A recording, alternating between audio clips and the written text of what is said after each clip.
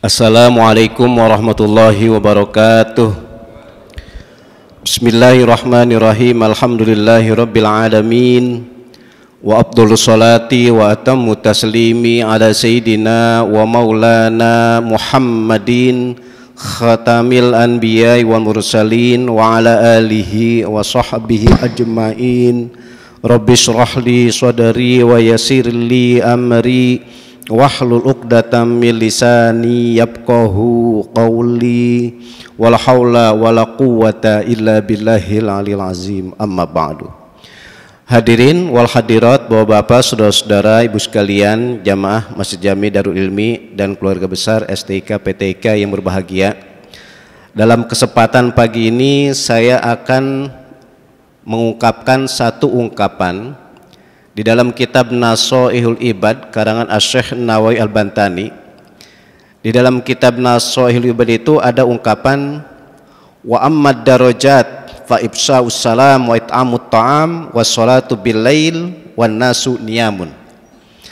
Maksud ungkapan Asy-Syaikh Nawawi Al-Bantani dalam kitab Nashaihul Ibad ini artinya wa ammad darajat, adapun untuk mencapai kedudukan yang mulia, ini disebut darajat itu kedudukan yang mulia, artinya kemuliaan, baik kemuliaan nanti di akhirat, tapi dalam waktu bersamaan untuk mencapai kemuliaan di akhirat itu ada ketenangan, ketentraman hidup di dunia.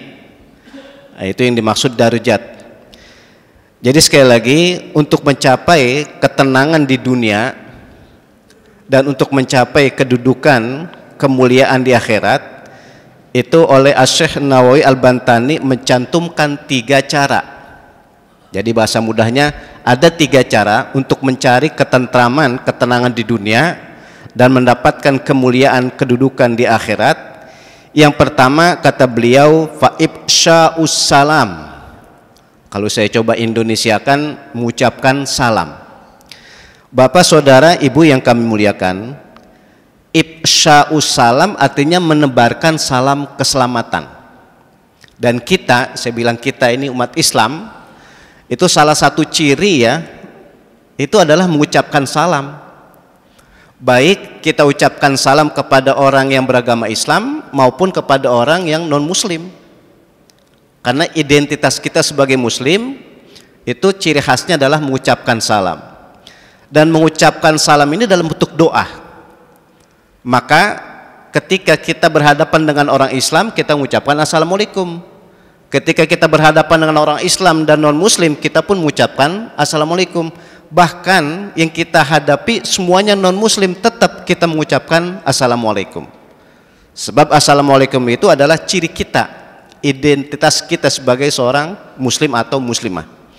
Nah, yang berkaitan dengan assalam di sini itu ada ucapan salam yang orang Islam itu wajib menjawab, tapi ada ucapan salam kita orang Islam enggak wajib menjawab.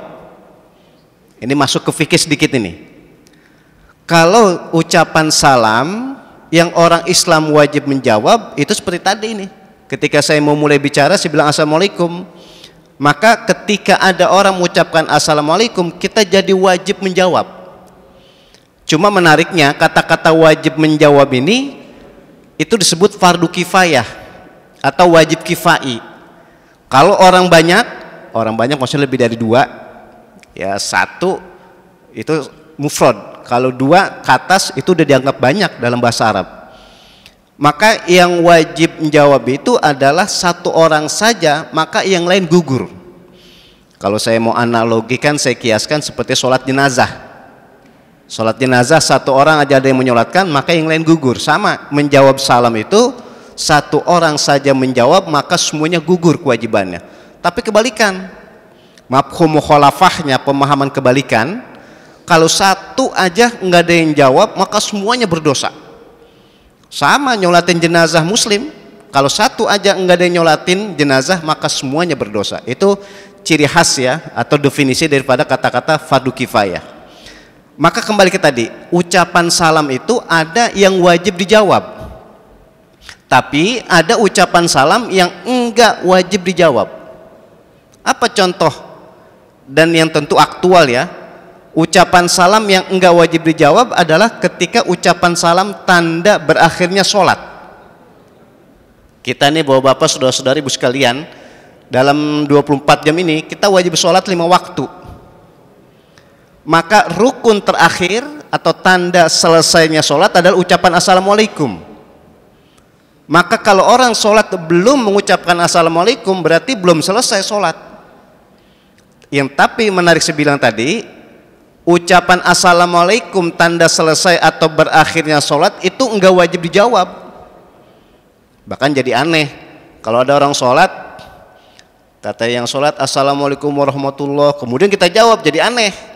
Iya kalau kita sholat sendiri. Kalau sholat berjamaah, kata imam assalamualaikum warahmatullah, assalamualaikum warahmatullah, ya nanti makmum kalau hukumnya wajib jadi jawab dia, kata makmum warahmatullah, ya jadi masalah, jadi kacau ya. Jadi itu yang saya maksud. Atau gini, mungkin ya bapak-bapak, saudara-saudara, kita sampai di rumah atau sampai di penginapan atau sampai di mana saja, ternyata ketika kita sampai kawan kita, kerabat kita, keluarga kita lagi sholat. Kita masuk rumah, ya entah istri entah suami, tanda selesai sholat kan tadi ngucapin salam. Ketika mereka mengatakan assalamualaikum warahmatullahi, kita enggak wajib menjawab. Bahkan bagusnya jangan dijawab. Karena itu satu yang saya bilang tadi, satu-satunya ucapan salam yang enggak wajib dijawab adalah ketika ucapan salam tanda selesai atau berakhirnya sholat. Nah, tadi di sini untuk mencapai ketenangan, ketentraman di dunia dan mendapatkan kedudukan kemuliaan di akhirat adalah menebarkan salam keselamatan. Nah sekarang menyebarkan salam keselamatan itu yang dimaksud adalah doa. Kan assalamualaikum itu maksudnya doa, semoga engkau diberikan keselamatan oleh Allah. Dan ucapan assalamualaikum ini atau doa ini bukan kepada orang yang masih hidup aja. Orang yang sudah meninggal pun tetap kita ucapkan assalamualaikum. Dan ini bapak-bapak, saudara-saudara, ibu sekalian, kita ini sebilang kita masih hidup, itu kan ruh sama fisik masih nyatu aja ini. Orang yang hidup, ruh sama fisik masih nyatu. Tapi orang yang sudah meninggal, ini kalau saya bilang orang yang sudah meninggal ya siapa aja, orang tua kita, guru-guru kita, sanak famili kita, bahkan kawan-kawan kita yang sudah pada meninggal, itu ruh sama fisiknya berpencar. Adapun fisiknya cepat atau lambat akan rusak, bahkan cepat atau lambat akan hilang, akan lenyap. Itu fisik orang yang sudah mati. Tapi kalau ruh orang yang sudah mati itu akan hidup terus. Makanya sangat-sangat ilmiah, Nabi itu ketika sampai di kuburan mengucapkan assalamualaikum. Ucapan assalamualaikum Nabi ini diikutkan oleh kita semua sebagai pengikut Nabi. Makanya kalau ke kuburan atau kita ziarah atau kita ucapkan buat orang yang sudah meninggal, itu ucapan assalamualaikum itu sangat-sangat ilmiah. Sebab yang kita doakan dan yang kita ucapkan salam itu bukan kepada fisik orang yang udah mati. Akan tetapi yang kita ucapkan assalamualaikum itu atau doa itu buat orang yang sudah meninggal, yang kita kirimkan adalah ruhnya. Makanya kalau doa meninggal itu biasanya nyebutnya ruh, atau jamaknya itu adalah arwah. Makanya kalau kuburan bapak-bapak saudara sekalian, sunnah ya, ini sunnah Nabi, kalau ke kuburan itu mengucapkan assalamualaikum, assalamualaikum warahmatullahi wabarakatuh, atau assalamualaikum ya ahlal kubur. Itu ruh menjawab ucapan salam kita. Memang teorinya karena alamnya berbeda, kita yang masih hidup mengucapkan assalamualaikum, itu ruh mendengar ucapan salam kita dan menjawab salam kita.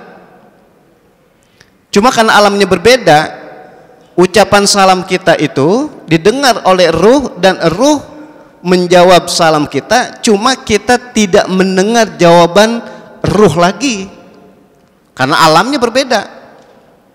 Ya lagi kalau pakai logika nih, kalau kita bilang assalamualaikum ya ahlal kubur, kemudian ada jawaban di dalam kubur waalaikumsalam, orang mana kabur semuanya, cewek Melayu kabeh. Itu ilmiah yang tadi saya maksud. Kenapa? Sebab Nabi kita Muhammad SAW mempraktikkan itu.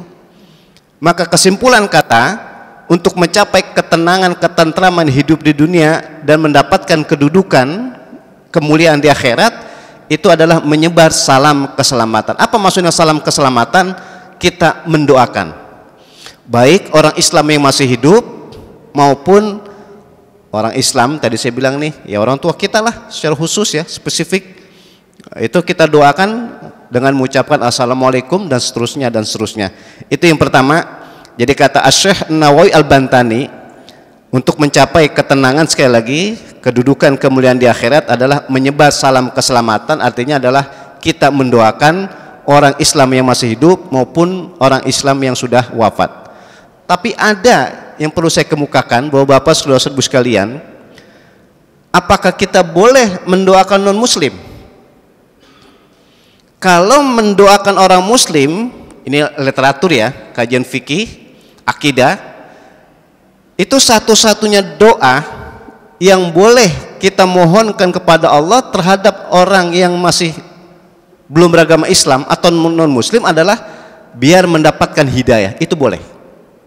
Contoh lah, autentik gini, ini hadis ya, itu Nabi kita Muhammad SAW punya paman yang bernama Abu Thalib. Jadi Abu Thalib itu bapaknya Sayyidina Ali. Nabi pengen banget pamannya ini untuk masuk Islam. Ya, beliau pengen mengharapkan, berdoa dan sebagainya. Tapi karena Gusti Allah tidak memberikan hidayah kepada Abu Thalib, ya sampai mati Abu Thalib tidak beriman. Ini kesimpulan kata sampai diabadikan dalam Al-Quran. Innaka la tahdi man ahbabta walakinnallaha yahdi may yasha. Bahasa mudahnya, kita boleh mendoakan non muslim, gitu maksud saya. Tapi cuma satu doa yang boleh kita panjatkan kepada Allah untuk non muslim, apa? Biar Allah memberikan hidayah kepada orang itu.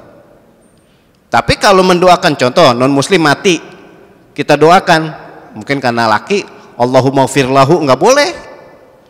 Atau non muslim perempuan, kita doakan Allahumma firlaha, nggak boleh. Kalau akidah harus saklek, kaku. Tapi kalau fikih, etika lain lagi.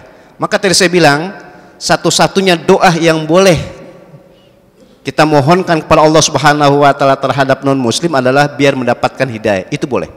Nah, ini kembali kita. Jadi sekali lagi, untuk mencapai ketenangan, ketentraman di dunia dan kemuliaan, kebahagiaan termasuk kedudukan di akhirat adalah menebarkan doa, baik untuk yang masih hidup orang Islam maupun yang sudah wafat. Terkhusus buat non muslim adalah biar mendapat hidayah, boleh.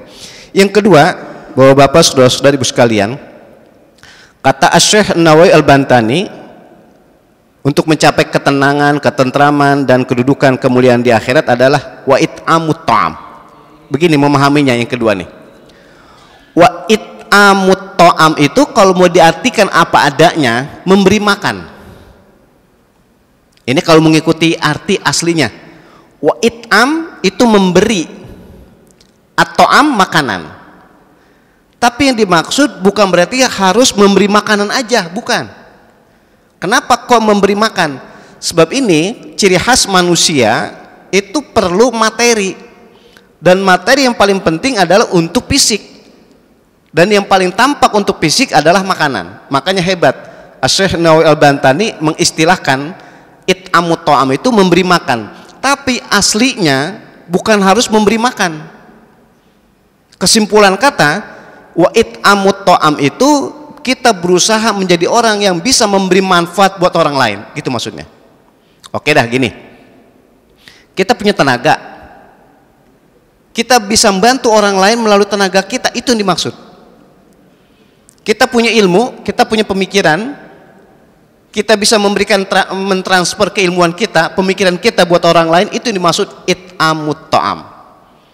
Atau kita punya harta, kita berikan harta kita buat orang lain, maka itu dimaksud it'amut ta'am. Atau kita punya jabatan, punya kedudukan, memberikan kemudahan, kebaikan untuk masyarakat, itu namanya it'amut ta'am. Jadi kita dituntut di dalam Islam itu bukan menjadi orang yang baik aja.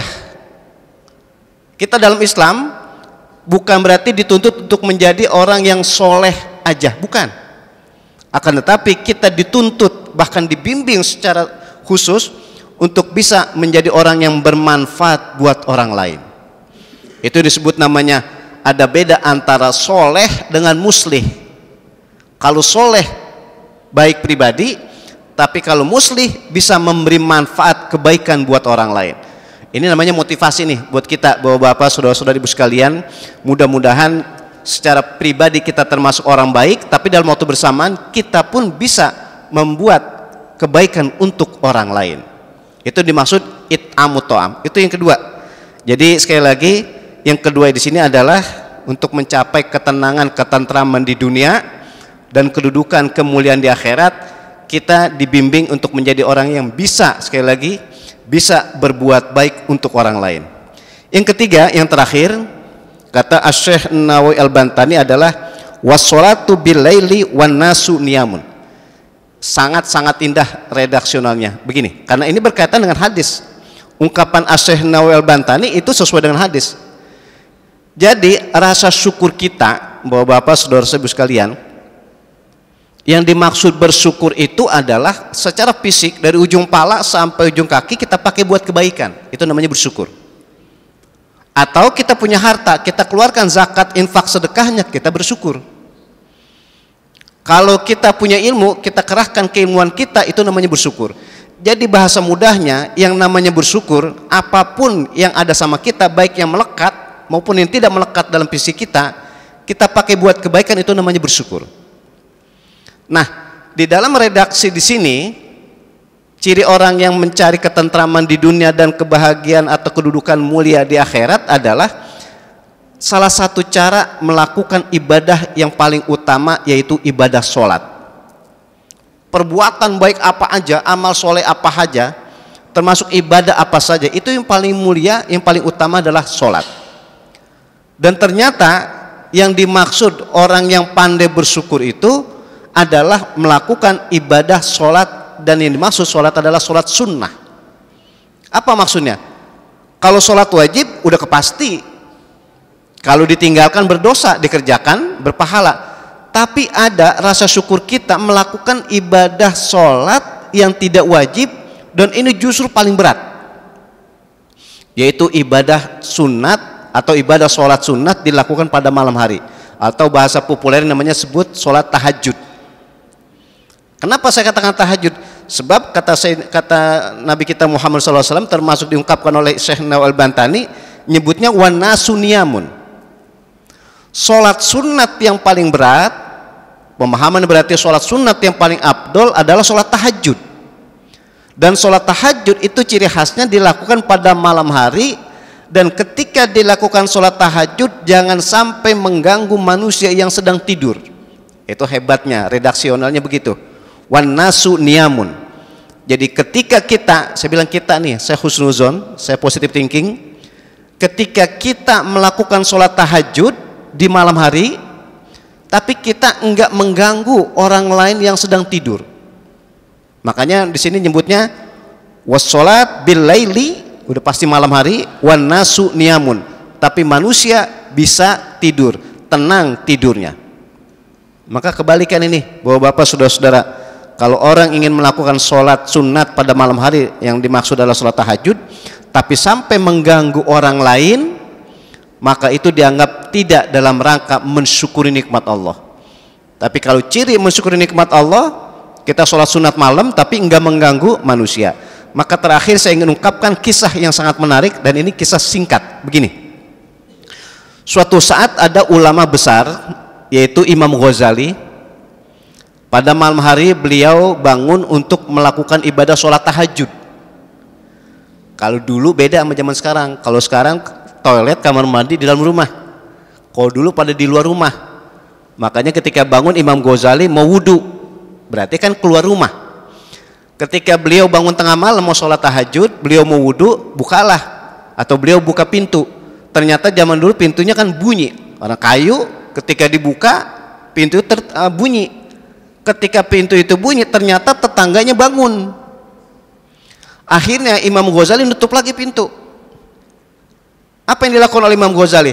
Beliau enggak jadi sholat malam hari. Kenapa? Ada kekhawatiran ketika beliau sholat malam hari atau tahajud tapi mengganggu tetangganya yang sedang tidur.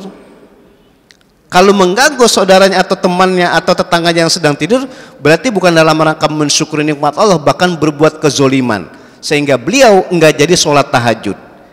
Itu salah satu singkat cerita, intinya hebat dalam ungkapan sini. Berarti wassolatu billaili wan nasu niyamun, tujuannya kita sangat-sangat dianjurkan untuk melakukan ibadah yang paling utama, yaitu sholat. Dan yang dimaksud adalah sholat sunat pada malam hari, dan sholat sunat pada malam hari yang dimaksud adalah sholat tahajud. Tapi dengan catatan, tanda kutip, jangan sampai mengganggu orang lain. Oleh karena itu bapak-bapak, saudara-saudara, ibu sekalian, sekali lagi, meskipun sholat tahajud tidak bisa kita lakukan tiap malam, tapi paling enggak setiap minggu. Kalau setiap minggu enggak juga, setiap bulan. Kalau setiap bulan enggak juga, ya pokoknya sebisanya lah. Itu salah satu simbol kita mensyukuri nikmat Allah dengan melakukan ibadah sholat sunat. Dan sholat sunat yang paling berat, tentu yang afdol adalah sholat tahajud. Mudah-mudahan kita semua bisa mengamalkan ajaran junjungan kita Nabi besar Muhammad SAW melalui ungkapan oleh Asy-Syaikh Nawawi dalam kitab Nasha'ihul Badimin. Insya Allah kita termasuk orang yang tenang, tentram di dunia, dan insya Allah kita hakul yakin kita mendapatkan kedudukan kemuliaan di akhirat nanti. Amin ya rabbal alamin. Demikian yang dapat saya ungkapkan, mudah-mudahan ada hikmat dan manfaatnya. Untuk tambah berkahnya, kita tutup dengan doa, diawali dengan baca Ummul Quran, Al-Fatihah. Bismillahirrahmanirrahim. Alhamdulillahirabbil alamin arrahmanir rahim maliki yaumiddin. Iyyaka na'budu wa iyyaka nasta'in ihdinas siratal mustaqim ghairil maghdubi 'alaihim waladdallin. Wa'fu 'anil karim wa'fu 'anil karim wa'fu 'anil ya mujibas sa'ilin. Allahumma a'inna 'ala dzikrika wa syukrika wa husni ibadatik. Allahumma ighfir lana dzunubana wa liwalidayna warhamhuma kama rabbayana shighara. Allahumma anfa'na bima 'allamtana wa 'allimna ma yanfa'una wa zidna ilman nafi'an wa amalan mutaqabbalan bi rahmatika ya arhamar rahimin. Bi fadlika dawum fiha subhanakallahumma wa tahiyyatun fiha salam wa akhiru da'wahum alhamdulillahi rabbil alamin. Demikian, kurang lebihnya mohon maaf. Wallahul muwafiq ila aqwamit thoriq. Assalamualaikum warahmatullahi wabarakatuh.